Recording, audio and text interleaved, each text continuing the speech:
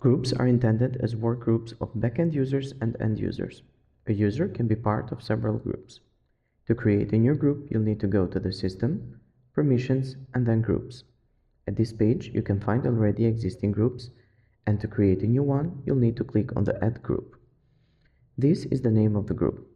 It is displayed inside the select boxes and grids in the system. Status indicates whether or not the group is active in the system. Email is the group email.